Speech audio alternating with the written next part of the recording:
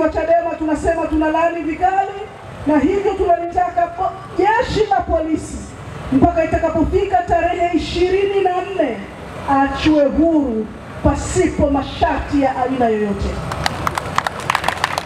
Na vinginevyo kama hatuachiwa huru, sisi BAWACHA tutachukua maamuzi mikononi mwetu. Ndugu zangu wana Kyela, tangu tuanze mfumo wa vyama vingi sasa hivi miaka 25 kwa sasa. Mwaka 95 tumeingia katika uchaguzi wa vyama mbalimbali vya siasa.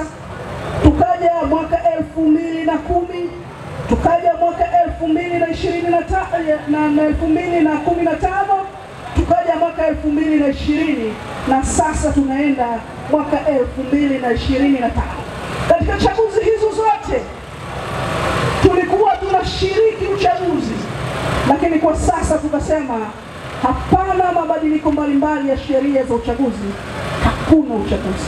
Na tunamaanisha hii ni kwa sababu miaka yote ambayo tulikuwa tunashiriki chaguzi hizi, nyinyi wananchi wa Kyela pamoja na boda mlikuwa mnaenda kuchagua viongozi mbalimbali, lakini viongozi hao mnaochagua hawapewi nafasi ya kuja kuwaongoza, na badala yao wanaweka kiongozi ambao wanamtaka wao, ambao hawaletei maendeleo. Kweli si kweli? Sasa kuna sababu gani ya kuendelea kushiriki katika hizi chaguzi? Kina mama wenzangu, nyinyi ni mashuhuda. Kwa muda wa miaka kadhaa sasa tumekuwa tukienda kupiga kura na kuwachagua viongozi, lakini viongozi hao hawapewi nafasi. Kina mama wenzangu, sisi ndo tunaweka viongozi mbalimbali madarakani, lakini kwa sasa tunahitaji na sisi kuwa sehemu ya maamuzi. Hivyo basi kina mama wenzangu, twendeni tukanadi sauti zetu kwa pamoja, tuoneshe nguvu zetu kwa pamoja kwenda kudai mabadiliko ya sheria mbalimbali za uchaguzi, ili kusudi tukiamua na zikipatikana hizo sheria mbalimbali za uchaguzi, basi na sisi tutalazimika kuwa sehemu ya viongozi na kuwa sehemu ya mabadiliko ambayo tunayohitaji. Ndugu zangu wana Kyela, ninachoweza kusema kwa kitu kimoja: nchi hii ni yetu sote. Hivyo tuna haki na wajibu wa kila mmoja wetu kufanya maamuzi yoyote ambayo atakayoyaona kuwa yanafaa, ambayo atakayoweza kuikomboa katika nchi yetu hii, katika serikali ya sisi. Hivyo kwa pamoja, sote kwa pamoja, ninawaomba sana, twendeni kwa sauti moja, kwa umoja wetu, mapenzi yetu ya dhati juu ya nchi yetu, twendeni tukashirikiane kuzidai mabadiliko mbalimbali ya sheria za uchaguzi.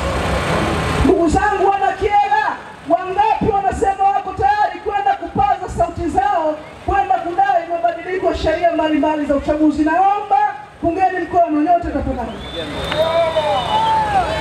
Namuona hata askari pale, mama yangu ananyosha mkono. Asante sana afande kwa kunyosha mkono, na wewe mpigeni makofi afande. Ndugu zangu wana Kyela, namalizia kwa kusema neno moja tu kwenu.